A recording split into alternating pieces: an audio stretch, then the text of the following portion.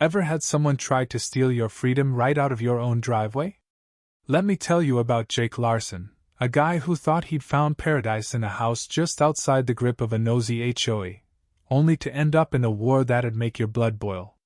My name's Jake, I'm 37, and I own my home outright in a quiet Texas suburb. I bought this place for one reason: it's a rebel lot, a hidden gem not shackled to the Pinewood Homeowners Association.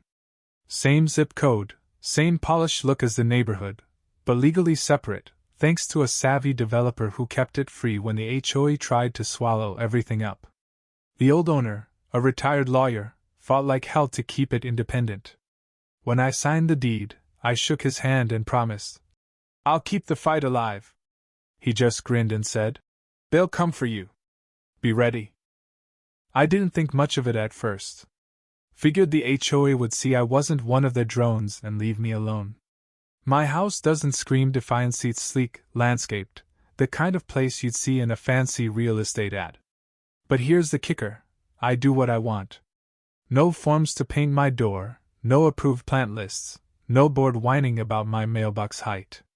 I park where I please, throw barbecues when I feel like it, and when I bought my dream car, a Lamborghini Huracan STO, I parked it front and center, gleaming under the Texas sun like a giant, screw you, to their cookie-cutter rules. Trouble started small. Snide looks from dog-walking busybodies, snarky comments about community standards. I brushed it off with a wave.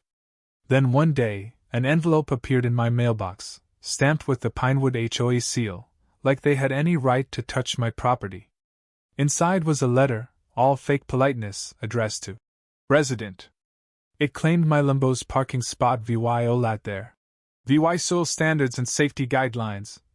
Saying it blocked VYUs, ruined the neighborhood's aesthetic, and might hinder emergency access.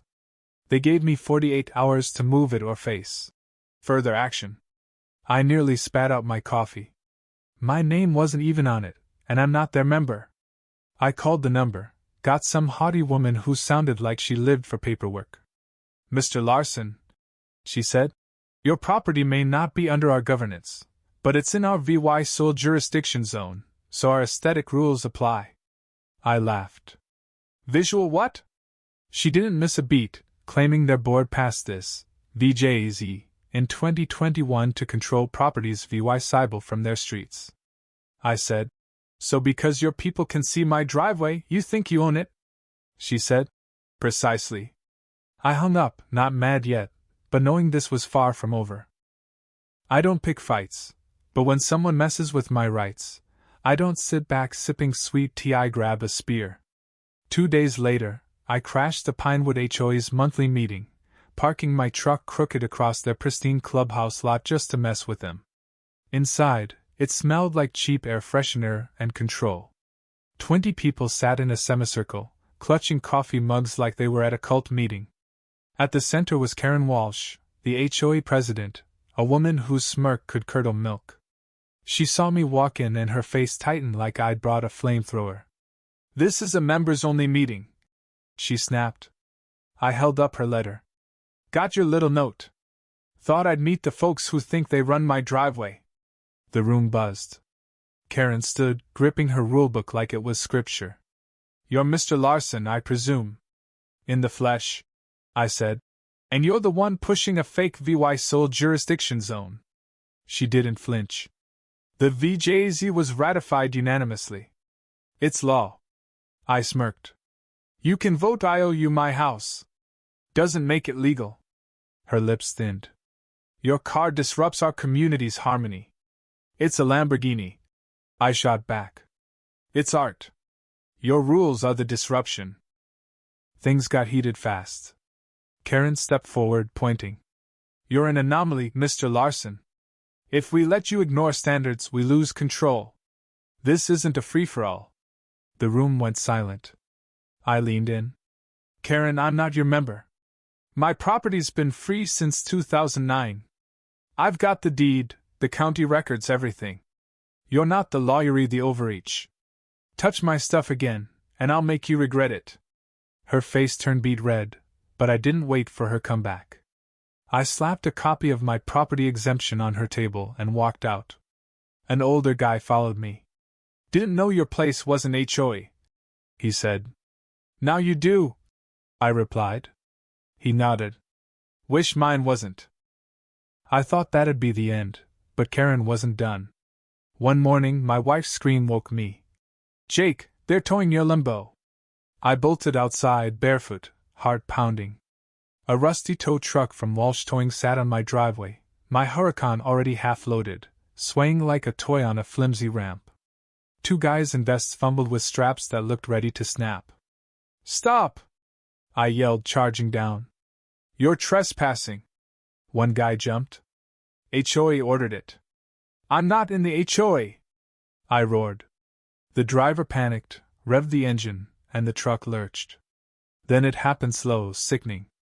A strap broke. The Lambo slid, its rear end slamming the concrete with a crunch that ripped my soul out. Carbon fibers shattered, metal screamed, coolant bled onto my driveway.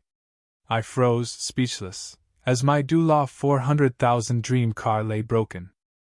Rage kicked in. I backed my truck across the driveway, blocking them, and called 911. "Someone just destroyed my property," I said, voice shaking. The driver stepped out, hands up. "We thought it was legal. The HOA gave us a directive. You've got nothing but a lawsuit coming," I snapped. Police arrived, took one look, and confirmed: no court order, no legal basis, just a shady HOA memo. I filed a report, called my lawyer, Sarah Coleman, and got to work. The repair estimate made me sick, hundreds of thousands. But Sarah dug deeper and found a cesspool. Karen's brother owned Walsh Towing, and she'd been targeting non-HOA properties with fake notices, towing cars, even selling some at auctions. It wasn't just bullying, it was a racket. Sarah built a class action case, pulling in other victims, a couple who lost their RV, a mom whose SUV was towed for sidewalk overhang, a vet whose Mustang vanished. We sued for trespass, fraud, conspiracy, everything. In court, Sarah was a hurricane, laying out Karen's forged memos, the tow company's ties, and my security footage of the Lambo's fall. Gasps filled the room as the video played. Karen's lawyers flailed, claiming clerical errors. I took the stand, calm but firm. "I bought my home for freedom. They saw that as a threat, so they stole my car with fake authority. This isn't just about me, it's about every homeowner bullied by a rulebook tyrant." The jury ate it up. 2 days later, we won. Karen was nailed for fraud and abuse, the HOA ordered to pay Dulaw $312,000 for damages and Dulaw $180,000 to me in punitive awards. The judge tore into them. "This is a suburban dictatorship in heels. This court isn't here for HOA delusions."